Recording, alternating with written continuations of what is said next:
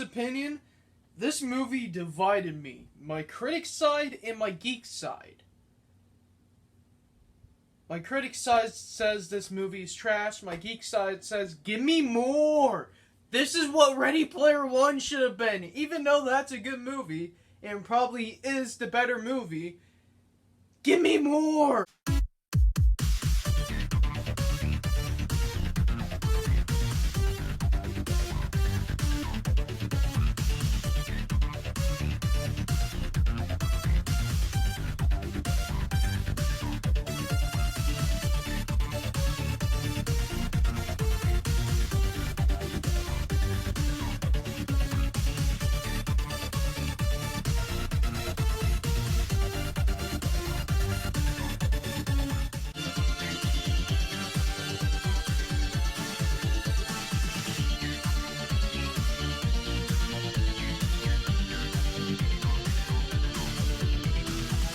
Space Jam: A New Legacy stars LeBron James, and Don Cheadle is pretty much a follow-up to the first Space Jam movie starring Michael Jordan back in the 90s. And my thoughts on that movie was, I liked it, man. It was a lot of fun.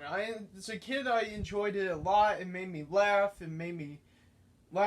I guess. It was a good movie. That movie was the definition of the 90s. But I was a bit skeptical watching this one because, LeBron King James, whoever, Mr. Political Man and all that, is like, is he gonna bring politics into Space Jam? If he does, I'm walking, man. But, honestly, I was surprised. This movie was enjoyable. This movie is pretty much about his son getting sucked into the Wonderverse, and pretty much LeBron has to put together a team to play to get his son back. And honestly, this movie is a lot of fun and enjoyable. There's 3 ways to divide this movie, though.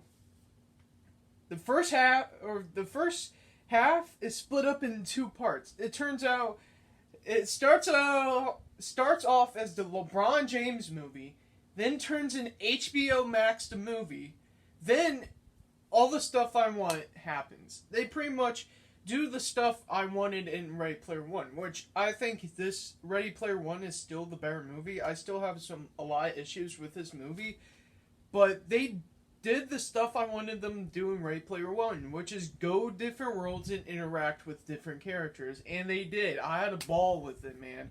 I was laughing so hard and geeking out. I had a fun time, man. Except they gave Godzilla the shaft again. Come on, man!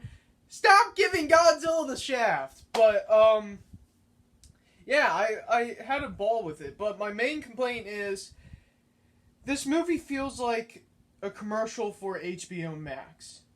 Because when you're in the real world, you see all these movie posters all over the place for Suicide Squad, Godzilla vs. Kong over there, you see Scoob over there, you see Aquaman as well, Joker, you see all these movie posters, like, is it blatantly obvious this is a commercial for HBO Max at this point? But also, the stakes in this, man.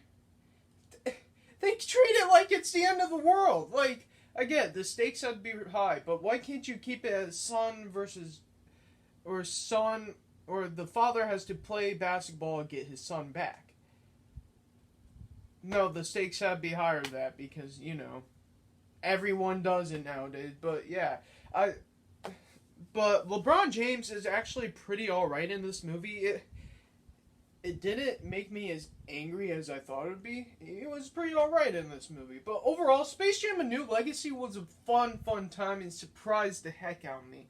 It was fun seeing them interact with different characters from different movies. It was fun seeing the final basketball game, but I feel like this movie is drawn out too long, as well as pretty much an HBO Max movie.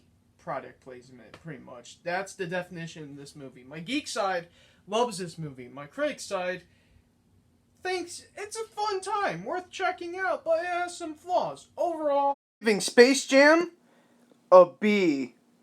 Yeah, I had a really fun time with this movie. It was a really enjoyable movie, and honestly, kind of surprised me. Yeah. That's all for this time. Punch out, like, button, face, like, ball. See you guys next video. Bye bye.